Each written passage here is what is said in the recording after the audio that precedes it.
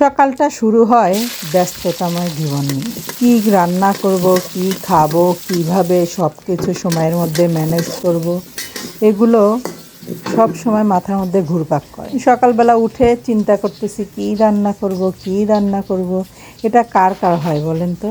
আমি না, কী হয় আমার জানেন, সারা রাত আমি টেনশন করি সকালে উঠে কী রান্না করব, কী রান্না করব, কিন্তু কিচ্ছু মিলাইতে পারি না। যখন আমি রান্নার জন্য সকালবেলা উঠে আমি নামাজ কালাম পরে রান্নার ঘরে ঢুকি, তখন কেন জানি না আপনা আপনি সব মনে আসে, সব বুঝে যাই যে এখন এটা করি তখন ওটা করি। কিন্তু ওই যে সারা রাত একা চিন্তা করছি, কিছুই মাথায় ঢোকে নাই। কার কার এরকম হয় আপনাদের সাথে? তো সকালবেলা মনে হলো যে আজকে রুটি আর আলু ভাজি খাবো। তো আজকে রুটি আর আলু ভাজি করতে বসে গিয়েছি। আর রুটি সকালবেলা ভালোই লাগে, কিন্তু গরমের দিন রুটি করতে অনেক কষ্ট লাগে রে ভাই। চুলার উপর রান্না করা গরমের মধ্যে অনেক কষ্ট লাগে, এটা অনেক। আর শীতের দিনে রুটিটা বানাইতেও সহজ, কষ্ট কম, আর খেতেও ভালো লাগে। তো আমি আলু ভাজি করে নেওয়া হয়ে গেছে। আর আলু ভাজিগুলো না আজকে আমি মোটা মোটা করেই কেটেছি। চিকন চিকন করে আলু ভাজি কাটলে কেমন যেন খড়খড়া মনে হয়, সেগুলো দিয়ে রুটি খেতে ভালো লাগে না। তো সেজন্য একটু মোটা মোটা করেই কেটেছি। আর আমার আলু ভাজি করা শেষ হয়ে গিয়েছে। এই ফাঁকে তারপরে আমি রুটিগুলো সেঁকে নিচ্ছি।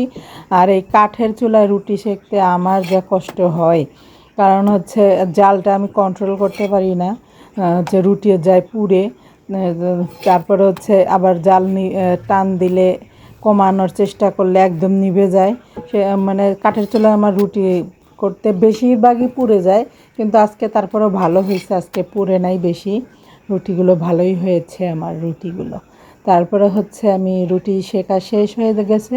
তারপরে ভেজে নিচ্ছি ডিম, একের পর এক ডিম ভেজে নিব, কারণ শুধু আলু ভাজি দিয়ে খেতে পারবে না ওরা, ওদের জন্য ভেজে দিয়েছি। আর আমি ডিম ভাজি খাইনি, কারণ আমাদের মহিলাদের ওই যে একটা অভ্যাস, সন্তানদেরকে দিব, স্বামীকে দিব, কিন্তু নিজের জন্য খেতে গেলে অলসতা। আমার তো এই ব্যাপারে প্রচুর অলসতা।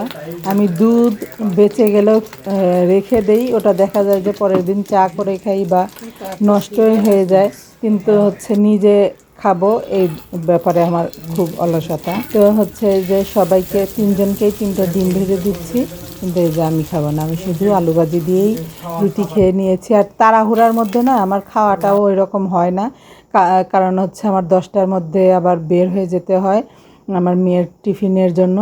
তো সেজন্য তাড়াহুড়া করে অত খাওয়াও হয় না, দরকারও নাই রে ভাই, দিন তো চলেই যাচ্ছে, সমস্যা। তারপরে এই যে আমার নাস্তা বানানো শেষ, এখন আমি রেডি হব, না সরি, এখন আমি দুপুরে রান্না এই চুলাতেই করে ফেলবো।